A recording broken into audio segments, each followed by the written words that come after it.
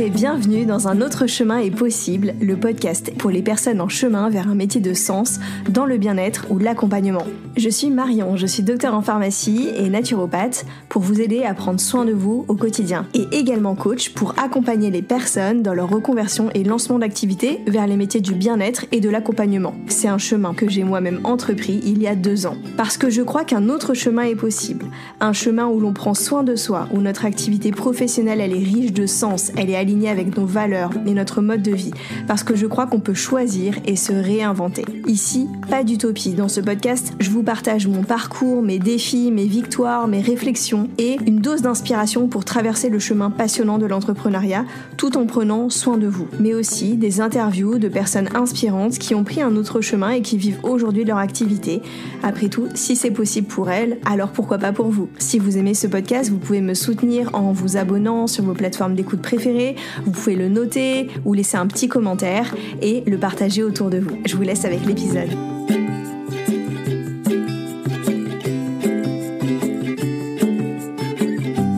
Bonjour à tous, j'espère que vous allez bien. Je suis ravie de vous retrouver pour un nouvel épisode du podcast Un autre chemin est possible. En ce début d'année, j'avais envie de vous proposer un nouveau type de format. C'est un format que j'ai envie d'appeler un petit peu documentaire, dans lequel je vais interviewer des personnes, mais contrairement aux autres fois où j'ai l'habitude d'interviewer des personnes pour parler de leur parcours, là, je vais les interviewer au sujet d'une thématique, sur le thème de se créer un environnement soutenant. Quand j'ai eu cette idée de documentaire au début, je me suis dit je vais faire un seul épisode. Et puis, en ayant fait les différentes interviews, je me suis rendu compte que c'était assez long et j'ai eu envie de découper plutôt sous format d'une série en 3 petits épisodes. Alors justement, on est en début d'année, peut-être que vous êtes plein de bonnes intentions de vous créer un environnement qui vous aide à avancer dans vos projets professionnels. Et pourquoi je vous parle de ça ? C'est parce que donc depuis 2 ans, je travaille à mon compte et avant, pendant 12 ans, j'étais salariée. Et il n'y a pas à dire, une des plus grosses différences entre être travailleur indépendant et le salariat, c'est clairement la solitude. En tant que travailleur indépendant, on n'a plus de collègues, plus d'équipe, et plus que jamais, la dimension du soutien, elle va être nécessaire, mais il va falloir la créer, puisque par définition, on est seul, et donc il va falloir aller créer cet écosystème. Donc c'est quelque chose que j'ai créé pour moi, et au travers de ces épisodes, j'ai envie de vous emmener dans les coulisses de mon écosystème de soutien entrepreneurial, pour vous montrer un petit peu comment ça se passe et vous inspirer. Et pourquoi je le partage ? Parce que c'est un épisode qui m'a été souvent demandé, puisque ça m'arrive souvent de partager sur les réseaux sociaux, par exemple, que j'ai fait une réunion avec mon groupe Mastermind et plusieurs personnes me demandent comment ça se passe, comment on s'organise. Mais également, les personnes que j'accompagne en coaching, je me rends compte que très souvent, elles sont assez seules pour porter leur projet et elles n'ont pas forcément d'espace avec qui en parler et de personnes avec qui avancer ensemble et se soutenir. Et puis il y a cette phrase qui dit qu'on est la somme des 5 personnes qu'on fréquente le plus. Alors, je ne sais pas si on est vraiment que la somme, je pense qu'on est un peu plus que ça.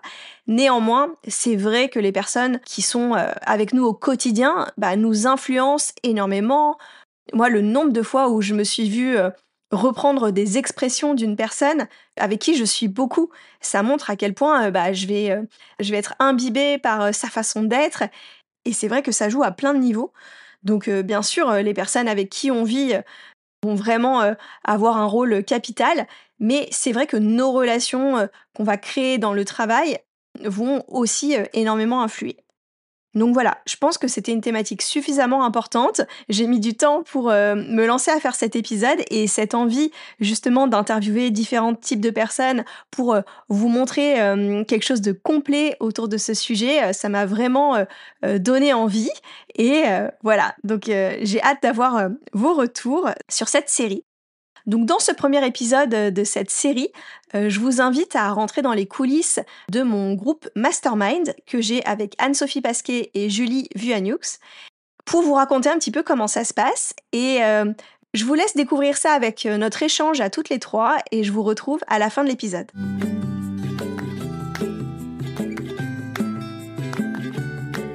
Bonjour les filles, j'espère que vous allez bien. Salut Marion. Salut Marion. Alors je suis avec Anne-Sophie Pasquet et Julie Vuagnoux et je vous propose déjà de commencer par une petite présentation. Ok, allez, je me lance. Alors moi c'est Julie Vuagnoux, donc je suis professeure de yoga et naturopathe et j'exerce à l'Union à côté de Toulouse. Et voilà, ça fait maintenant depuis 2021, on va dire que je suis en activité. Et moi, je suis Anne-Sophie Pasquet, je suis naturopathe et formatrice en ligne. Je me suis spécialisée sur la prise en charge des troubles digestifs et je forme aujourd'hui les autres naturopathes justement sur tout ça, le microbiote, la prise en charge de tous les troubles digestifs. Et je suis naturopathe depuis 2020. Alors, je vous ai convié aujourd'hui pour parler de notre groupe Mastermind. Donc, on va un petit peu raconter qu'est-ce que c'est, comment ça se passe pour nous. Donc, on a démarré ce groupe de mémoire en juin ou juillet 2023. C'était notre première session. Donc, aujourd'hui, on est en décembre 2024. Ça fait à peu près 1 an et demi que ce groupe existe. Et donc, peut-être pour expliquer un petit peu quel est notre fonctionnement. Donc, nous, on a une réunion mensuelle. On se retrouve toutes les 3 pendant 1h30, tous les mois. Souvent, ça déborde, donc on va dire 1h45 plutôt. Pourquoi et ça, c'est important, la notion de timing, c'est parce que en fait, on s'accorde une demi-heure chacune. Et c'est vrai que y a toujours le petit moment où on se retrouve et un peu on se donne un petit peu des nouvelles et d'où le petit quart d'heure de dépassement. Mais voilà, en fait, c'est une session pendant laquelle chacune va avoir la parole pendant une demi-heure pour partager des choses et mettre à contribution les 2 autres sur ces problématiques.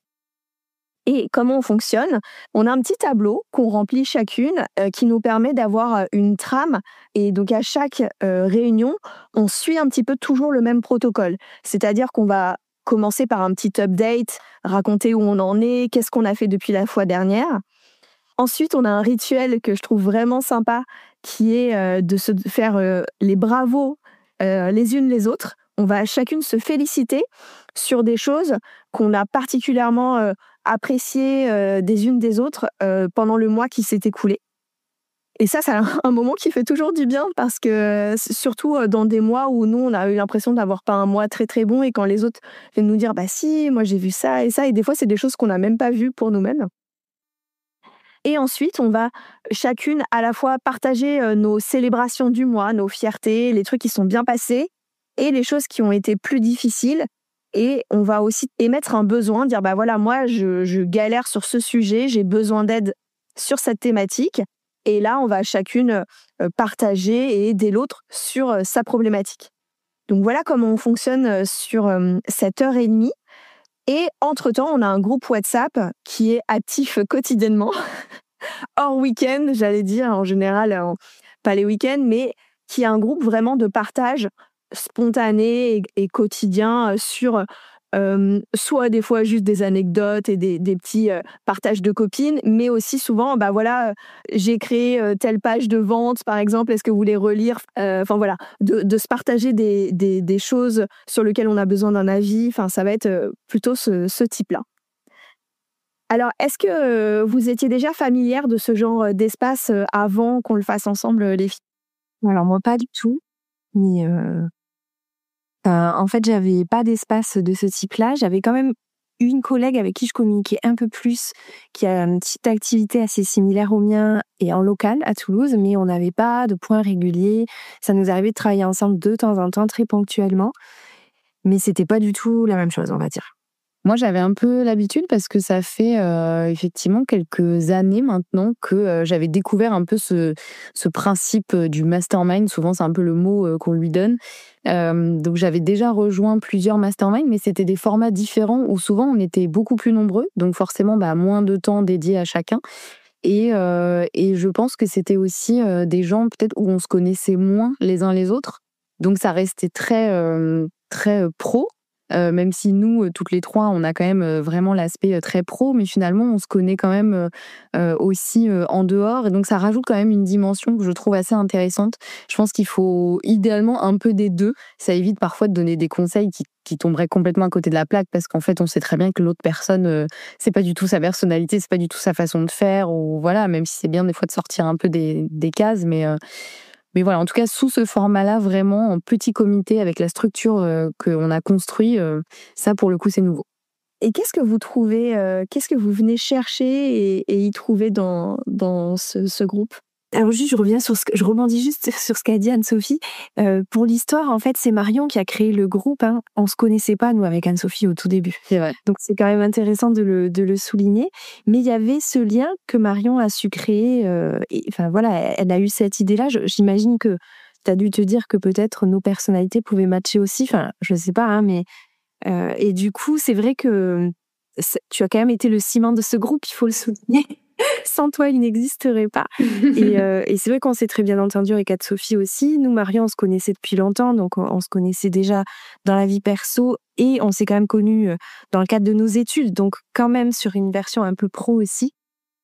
Et donc, voilà, je voulais juste revenir là-dessus parce que quand même, c'est intéressant de savoir aussi la genèse du groupe. C'est pas tombé nulle part avec des gens qu'on connaît pas. C'était Marion qui nous connaissait, nous, chacune, et qui nous a proposé de faire ça ensemble. Qu'est-ce que j'y trouve? Moi, j'y trouve... bon, déjà, j'y trouve des collègues de bureau parce qu'en fait, j'ai plus de collègues de bureau et c'est vrai que c'est en fait hyper sympa d'avoir la sensation, même si on travaille pas pour la même entreprise, on est quand même chacune indépendante, mais du coup, on est assez seul dans nos pratiques. Moi, j'ai mes clientes que je vois tous les jours, donc je me sens pas seule dans le sens seule solitude. Mais par contre, effectivement, dans le travail, le fait d'avoir... avant, je travaillais dans des équipes et ça change la donne d'être indépendant. Et j'ai beaucoup aimé ce côté, j'ai de nouveau des collègues et puis autant on peut parler de boulot comme on peut faire une pause café, quoi. Il y a un peu cette idée-là, ce qu'on disait de temps en temps, on fait des échanges qui sont pas forcément que professionnels, mais c'est important aussi. Donc il y a ça, puis j'y trouve aussi beaucoup de soutien, quel que soit le moment de la journée, ma problématique, voilà, si ça va pas, si je me pose une question, c'est ce que tu disais un peu Marion, j'hésite, j'ai envie de faire ça, mais je sais pas, vous en pensez quoi? Donc avoir un retour sur ses propres idées, parce que sinon en fait on est un peu face à soi-même tout le temps, donc c'est très intéressant d'avoir un retour sur nos idées, du soutien quand on a peur aussi de se lancer dans quelque chose de différent. Et puis aussi des nouvelles idées auxquelles on n'aurait pas pensé nous, mais le fait d'avoir un œil extérieur, je trouve que c'est hyper enrichissant et voilà, on rejoint ce travail d'équipe qu'on pourrait retrouver dans une entreprise. Ouais, je suis tout à fait d'accord avec toi, Julie. Et je rajouterais que moi, ça me permet aussi de faire un peu un bilan mensuel et d'éviter d'être trop la tête dans le guidon et finalement de me retourner et de me dire oh là là, ça fait 6 mois que je me suis pas penchée sur vraiment concrètement c'était quoi mes objectifs du mois, c'est quoi mes relèves de données, de statistiques, etc. Et je trouve que ça force aussi ce rendez-vous mensuel à vraiment se dire ok, comment s'est passé le mois, c'était quoi mes objectifs du mois, parce que parfois on les fixe et puis on les oublie. Et pourquoi ça a marché, pourquoi ça n'a pas marché. Ça permet vraiment de faire des temps de pause pour éviter de se retrouver dans une espèce de train infernal où on oublie de regarder. En fait, on est juste dans l'action au quotidien et puis on oublie de regarder en arrière. Et en plus de ça, il y a aussi vraiment ce côté vision différente des choses parce que effectivement quand on a un peu la tête dans le guidon dans son business, des fois on oublie qu'on peut faire les choses un peu différemment et c'est vrai que même plusieurs fois moi je suis arrivée, j'avais pas forcément une grosse problématique mais juste un peu des petits trucs un peu du quotidien où je me disais bah tiens ça je sais pas trop comment je pourrais faire ou voilà. Et à chaque fois, vous m'avez donné des super idées, des super suggestions, des choses où je me suis dit, mais pourquoi j'y ai pas pensé avant? Clairement, mais c'est simplement parce que quand on reste tout seul avec son cerveau, bah, ça fait vite le tour. Alors que quand on est 3 cerveaux à réfléchir sur la même chose, bah, forcément, il y a des nouvelles idées qui émergent. Et ça, c'est super précieux. Vraiment, le nombre de fois où je me suis dit, mais vraiment, mais merci les filles, parce que jamais j'y aurais pensé, alors que ça me paraît tellement évident maintenant. Et ça, c'est hyper précieux. Et c'est un peu le problème, effectivement, quand on travaille seul, on a tendance parfois à un peu tourner en boucle avec ses propres idées. Donc, ouais, ça, c'est vraiment très précieux, le cerveau collectif. T'as raison, Anne-Sophie, de rappeler, effectivement. En plus, je pense on s'apporte des choses différentes les unes des autres. Et tu le soulignais, Julie, j'avais oublié, effectivement, de parler de la genèse de ce groupe. J'arrive même plus exactement à me rappeler comment m'était venue l'idée, mais il me semble qu'en fait, j'avais des discussions avec toutes les deux, individuellement, des discussions sur l'entrepreneuriat. Et comme on était sur des types d'activités dans le même domaine, et vous étiez un petit peu plus avancé que moi en termes de lancement d'activités, mais je trouvais des choses qui se regroupaient, et à un moment, je me suis dit, mais autant se connecter, parce qu'il y avait vraiment des choses j'avais l'impression d'être au milieu et je me disais mais pourquoi ne pas former le groupe que d'être seule à bénéficier au milieu des interactions en fait. Et c'est vrai que moi par exemple je suis un petit peu moins avancée dans mon activité parce que je me suis lancée plus récemment. Toi Julie ça fait plus de 3 ans tu disais et Anne-Sophie 7 ans que tu es entrepreneur. Oui, je suis naturopathe depuis 4 ans, mais oui, ça fait au moins 7 ans, voire plus, qu'effectivement je me suis lancée à mon compte. Donc ouais. Et donc on a des maturités, des niveaux de maturité qui peuvent être un petit peu différents dans l'entrepreneuriat. Néanmoins, ce que j'ai bien aimé aussi, c'est que justement, même si moi je suis plus récente, j'ai quand même vraiment l'impression d'avoir mon apport au groupe et en même temps, mon besoin il va être différent. C'est avec moi aujourd'hui, par exemple, ça a été beaucoup cette année un besoin de soutien moral en fait, de me sentir entourée. Là où peut-être que toi, Anne-Sophie, par exemple, ça va être des fois plus un côté plus idée sur de la création de contenu, des choses comme ça. Enfin, on va pas toujours avoir, en fonction de là où on en est dans notre activité, on va pas toujours avoir les mêmes besoins. Oui, c'est vrai. Mais c'est vrai qu'on a, comme tu le dis très bien, peu importe, j'ai envie de dire, le niveau où on en est, on a toujours des choses à apporter parce qu'on a toutes des expériences différentes, une vision différente, des idées différentes. Et aussi, on voit les choses pour les autres que les autres ne voient pas forcément. C'est vrai que plusieurs fois, ça nous est arrivé de suggérer à l'une ou l'autre, mais pourquoi tu ferais pas ça? Moi, je te verrais bien faire ça. Et l'autre se dit, c'est vrai, j'y avais pas pensé, mais en fait, oui, c'est une bonne idée ou ça me fait un peu peur, mais pourquoi pas si vous croyez en moi et que vous pensez à ça pour moi, ok, je me lance et on verra bien. Et effectivement, d'avoir ce soutien aussi et de dire, là, j'ai fait ça et voilà comment ça s'est passé. Ou là, effectivement, j'ai un peu peur, les filles, ou j'ai du mal à m'y mettre. Est-ce que vous pouvez me mettre un petit coup de pied aux fesses gentiment ou juste me soutenir, faire un peu les cheerleaders aussi. Des fois, on est là aussi pour ça. Et c'est ça qui est aussi important. Il n'y a pas forcément à se dire, oui, mais toi, t'es lancée depuis beaucoup plus longtemps. Donc, en fait, on n'a rien à se partager. Au contraire, on a énormément de choses à chacune s'apporter aussi. Oui, complètement. D'après vous, c'est quoi les ingrédients pour que ça marche bien, un groupe comme celui-là? Si on devait conseiller à d'autres personnes d'en créer? Moi, je pense qu'il faut que les règles du fonctionnement conviennent à toutes. Par exemple, moi, je sais que ce qui me plaît, c'est que on a notre rendez-vous mensuel qui, lui, est régulier sur un temps donné, mais du coup, je sais que ça n'empiète pas non plus trop sur mon temps d'heure de travail. Mais parce qu'il est prévu à l'avance, il y a les dates, enfin, je veux dire, il est inclus dans mes heures de travail, tout en ayant la possibilité de communiquer entre ces rendez-vous, mais de manière spontanée, sans qu'il y ait de, comment dirais-je, sans que ça empiète, mais en même temps, on peut aussi se permettre de le faire tous les jours. Enfin, il y a un côté assez libre, tout en ayant un cadre, en fait. Et moi, j'aime bien ce côté-là qu'on s'est autorisé. Mais je pense que je sais pas si ça peut marcher si on n'a pas les mêmes sensibilités, quoi. Je pense qu'il faut quand même qu'il y ait une sensibilité qui soit assez proche, soit sur une façon de s'organiser, soit sur une façon d'être. Enfin, je pense qu'il y a quand même besoin qu'il y ait un lien. Pas juste, on peut pas faire ça avec n'importe qui qu'on connaît pas comme ça. Enfin, il faut soit qu'il y ait un lien dans l'activité, soit qu'il y ait un lien dans... Enfin, à mon avis, l'ingrédient, c'est quand même qu'il y ait une sensibilité commune quelque part, quoi. Enfin, je pense. Ouais, je pense aussi. Et surtout, je pense qu'il nous aide beaucoup, c'est que Marion, dès le début, tu nous as donné une trame pour nos rendez-vous mensuels. Et ça, je pense, c'est hyper important parce que si on se connecte juste en se disant, on se connecte et puis on se raconte un peu nos vies ou nos actus et puis on verra bien, en fait, en termes de déjà gestion du timing, ça peut vite partir un peu en live. Et puis, au moins, là, on a vraiment une trame qui est assez structurée tout en restant souple et on s'y retrouve toutes assez bien dans cette trame. Du coup, en fait, on sait, voilà, on suit la trame, on peut gérer un peu le timing et on sait aussi ce qu'on va apporter et ce qu'on vient chercher aussi dans ces échanges-là. Et ça, je pense que c'est important parce qu'effectivement, si on est juste là pour papoter, ça peut être très sympa, mais ça fait plus effectivement un peu pause café, ce qui peut être très cool, mais pour le coup, il y a peut-être un peu un risque de lâcher si c'est juste ça, parce qu'on se dit, oui, c'est chouette, mais en fait, si je suis un peu débordée, là, j'ai pas trop le temps. Alors que là, effectivement, on a notre rendez-vous mensuel, on sait ce qui va se passer, on sait ce qu'on vient y apporter, etc., y contribuer. Et ça, je pense que c'est aussi super important de trouver sa façon de faire pendant les rendez-vous aussi mensuels ou hebdo ou que sais-je. Ouais, moi, ça me paraissait indispensable, effectivement, d'avoir, comme tu dis, une trame pour cadrer un petit peu et justement pas que ça parte dans tous les sens parce que je pense que c'est vraiment le gros risque de ce type de rencontre. comme tu dis, on est toutes pipelettes, on a tous ce besoin d'échange et voilà, de se mettre à parler. Et c'est pour ça, comme je disais, il y a un peu ce petit quart d'heure en général que finalement on déborde parce qu'il y a toujours, on n'est pas des machines, quoi. Quand on se connecte, bien sûr qu'on commence par se demander comment ça va, au lieu de commencer directement la demi-heure de l'une.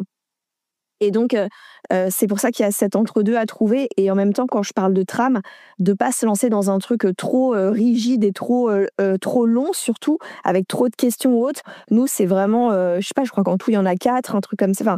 Enfin, 4-5 max. Mais ça permet vraiment de pas partir. Plus on rajoute de questions, ça prend du temps ensuite d'échange, quoi. C'est ça. Oui, il faut que ce soit des choses qui soient pertinentes pour tout le monde aussi et qu'il n'y ait pas trop non plus de redondance. Ou voilà. Mais nous, c'est vrai qu'avec la trame que tu nous as fait, parfois, on suit pas forcément 1, petit 1, petit 2, petit 3, etc. Ça se mélange parfois un peu, mais au moins, on sait clairement les points qu'on doit évoquer et ceux qui sont plus, effectivement, qui relèvent peut-être plus du groupe WhatsApp du quotidien. Mais là, en tout cas, pour nos rendez-vous mensuels, on sait clairement ce sur quoi on travaille, quoi. Et je me rappelle qu'on en avait fait un spécial en début d'année, l'année dernière, qui nous avait pris beaucoup de temps pour le coup et qui avait été hyper important pour moi. D'ailleurs, j'en avais même fait un épisode suite à ça, c'était sur les objectifs de début d'année. Je vous remettrai le lien vers l'épisode sur les objectifs, l'épisode de podcast. Et ça, Julie, c'est toi qui nous avais apporté pas mal cette connaissance. Tu avais fait un gros travail, toi, de ton côté, tu t'es fait coacher, notamment sur comment définir des objectifs réalistes, tout ça. Et on l'avait vraiment bien bossé ensemble. Ouais, c'était trop bien cet échange, c'est clair. C'était vraiment super. J'avais bien aimé aussi. J'aime bien quand on s'était dit que de temps en temps, on ferait des choses thématiques comme ça sur des sujets. Finalement, je crois qu'on a fait que celui-là. Mais on avait envisagé à un moment donné de le faire sur je sais plus quel sujet, c'était pas la création de contenu ou... Oui, sur la communication, trouver un peu nos archétypes sur la communication, c'était un sujet dont on avait parlé.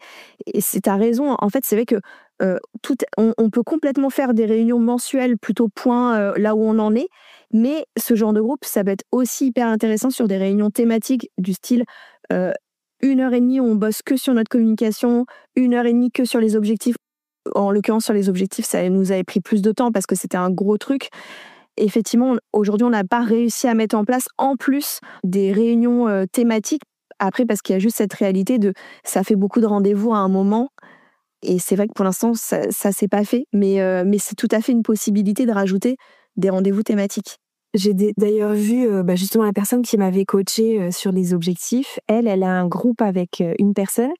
Ils se retrouvent une fois par mois, une journée, pour faire toute leur création de contenu du mois ensemble, pour se motiver pour la partie Instagram. Voilà, bon, ça peut être des idées, quoi. Et je trouve que c'est pas bête quand on n'arrive pas à créer son contenu de manière régulière. Pourquoi pas le faire à deux pour se motiver. Ça peut être aussi des idées pour les gens qui sont peut-être ensemble physiquement aussi. Oui, de se retrouver. En fait, c'est vrai que nous, je ne l'ai pas précisé, mais tous nos rendez-vous sont virtuels puisque toi, Anne-Sophie, tu es à Lacanau maintenant. Tout à fait. Tu étais à Bordeaux, voilà. Donc toi, tu es région Bordeaux, Julie vers Toulouse et moi sur Paris. Donc de toute façon, c'était de fait en virtuel. Mais effectivement, ce type de rencontre peut complètement avoir lieu en physique. Et toi, tu disais, Julie, tu le fais avec Magali qui est à Toulouse aussi. Oui, ça nous est arrivé de travailler ensemble. Voilà, mais c'était pas organisé, c'était pas régulier, mais ponctuellement, on l'a déjà fait. Ouais. Et est-ce que vous pourriez faire sans maintenant ou est-ce que ça fait vraiment partie de votre hygiène vitale entrepreneuriale? Moi, je sais que je pourrais clairement pas faire sans parce que autant à la limite la partie bilan, je pourrais la faire moi-même toute seule et c'est ce que je fais chaque mois, même si c'est quand même beaucoup moins poussé que ce qu'on fait durant nos rendez-vous mensuels. Mais vraiment le côté pouvoir partager des idées, exposer une problématique, demander juste un avis, ne pas travailler juste toute seule, ça c'est vraiment hyper important. Et aussi le côté, je trouve que c'est aussi assez gratifiant, le côté d'avoir l'impression de contribuer aussi à l'épanouissement de l'autre, hein. Il y a aussi bien sûr que nous, on vient récupérer des choses dans ces échanges, mais on est aussi là pour apporter tout ce qu'on peut à l'autre. Et ça, c'est aussi super chouette de sentir que, oui, parfois, on a pu faire une différence dans la vie pro d'une personne parce qu'on a suggéré un truc, parce qu'on a été là au bon moment, etc. Et vraiment, effectivement, quand on est à son compte, la plupart du temps, on se retrouve quand même assez seul. Comme l'a dit Julie, c'est trop bien déjà d'avoir l'impression d'avoir un peu des collègues. Mais au-delà de ça, il y a aussi ce côté, le nombre de fois où je me prends la tête, moi, pendant 1 heure, à me dire, alors, est-ce que je formule mon truc plutôt comme ça ou comme ça? Est-ce que je fais ça?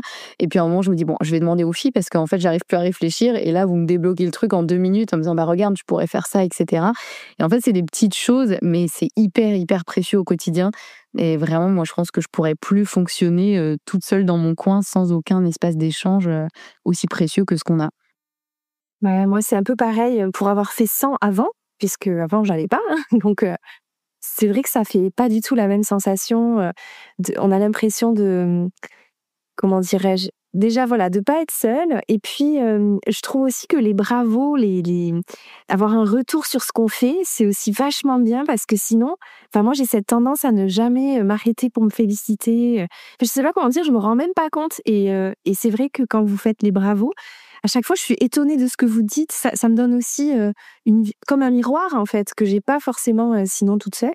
Et puis, bon, bah, clairement, je te rejoins. Après, le fait de pouvoir être débloqué dès qu'on a un doute, le fait de plus être tout seul face à ses propres réflexions et d'avoir ce contact quotidien. Puis, s'il y a un coup de mou aussi, je veux dire, ça nous est arrivé à toutes à différents moments.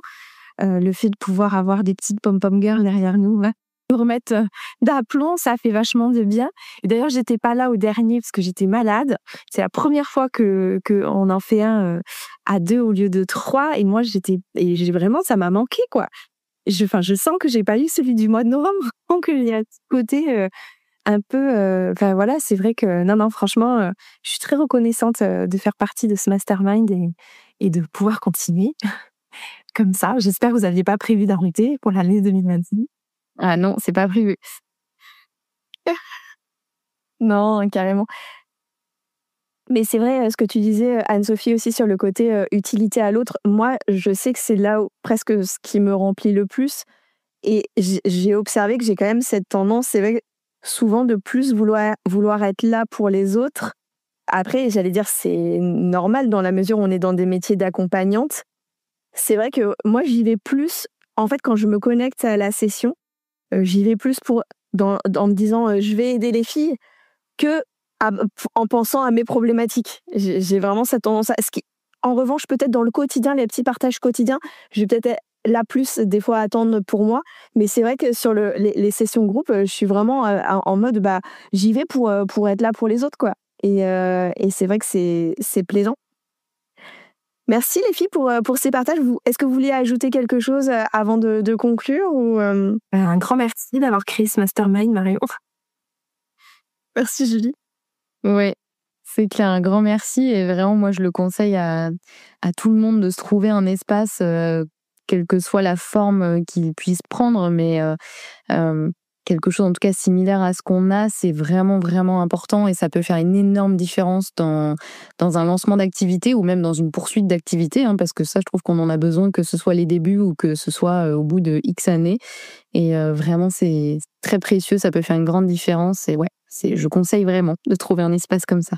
Et la preuve qu'on a partagée, c'est qu'il n'y a pas forcément besoin d'aller inventer des gens, enfin de se casser la tête contre. Les gens sont déjà autour de nous, en fait. Enfin, ouais. c'est déjà en regardant notre entourage et les personnes qui ont fait le même type de formation, qui sont dans les mêmes types d'activités. Déjà, ça va donner des pistes pour connecter. Donc, c'est souvent juste autour de nous, quoi. C'est vrai, il suffit juste de le formaliser, entre guillemets, en tout cas de le rendre peut-être un peu plus régulier et peut-être un peu plus structuré, cet espace d'échange. Mais oui, des fois, il ne faut pas forcément aller chercher très loin. Mais... Et d'ailleurs, peut-être pour finir là-dessus, pour les personnes qui ont du mal à trouver, vous auriez un conseil et je connais quand même des personnes qui me disent « Moi, j'ai personne autour de moi qui est dans le même environnement. » Comment on peut, si on n'a pas des amis dans ce type d'activité, comment on peut faire pour trouver ? Eh ben, figure-toi que Marion, Marion Hashtag, elle a lancé un truc, elle le fait chaque année au mois de décembre. Elle lance une sorte de petite annonce. Si tu cherches un business buddy, tu peux faire, tu fais juste une story avec ton nom, ton prénom, ce que t'aimes, et tu lui envoies, et elle met les gens en relation. Elle le fait 1 fois par an.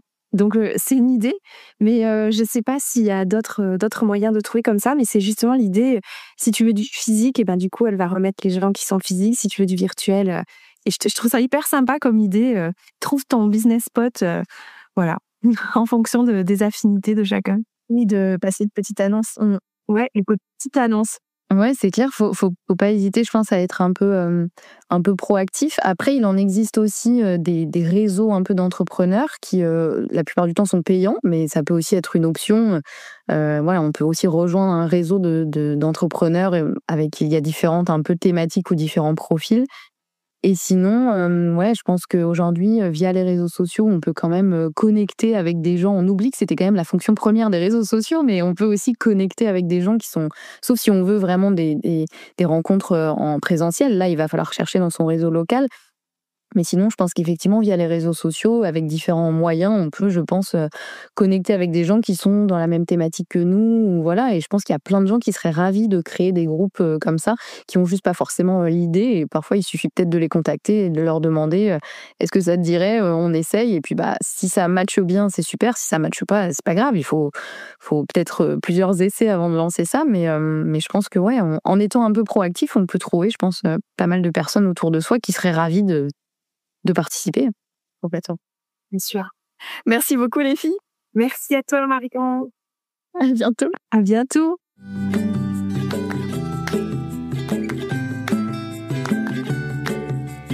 J'espère que cet échange vous a plu et vous a donné des idées peut-être de comment créer un groupe similaire et peut-être donner des idées de personnes à contacter si ce mode de fonctionnement vous a donné envie.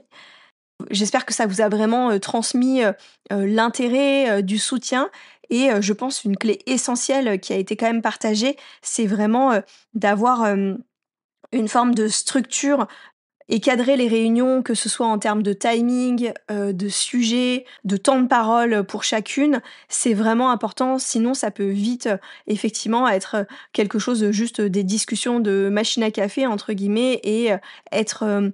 ça peut être sympa, mais en tout cas, ne pas avoir l'effet vraiment potentialisé du groupe de soutien. Si le format groupe vous intéresse, je vais proposer prochainement des accompagnements en groupe de type mastermind justement, parce que c'est un format que j'adore animer et que je trouve vraiment soutenant. Donc restez connectés pour être informés du lancement de ces futurs groupes. Et vraiment, le fonctionnement groupe, c'est une seule des possibilités, puisque la semaine prochaine, je vais vous emmener aussi dans les coulisses, mais d'un autre écosystème que je peux avoir autour de moi, qui est celui de la business friend, comme on dit. Donc pour ceux qui sont moins appelés par le format groupe à plusieurs, c'est tout à fait possible de créer une relation similaire avec seulement une personne et de se soutenir comme ça mutuellement. Donc ça, je vous en reparle dans le prochain épisode. Si vous avez aimé ce podcast, n'hésitez pas à le partager autour de vous, que ce soit sur les réseaux sociaux, en me taguant sur Instagram @marion.alvesdeoliveira. N'hésitez pas à me dire ce que vous en avez pensé, qu'est-ce que ça vous a donné comme idée. Et si vous avez envie d'en savoir plus, vous pouvez me retrouver sur Instagram @marion.alvesdeoliveira ou sur mon site internet marionalvesdeoliveira.com. Je viens juste de lancer ma newsletter sur le format Substack. Donc si vous voulez aussi recevoir la newsletter mensuelle, vous pouvez me retrouver sur cet espace, il y a le lien en description de l'épisode. Je vous dis à très bientôt et d'ici là, prenez soin de vous.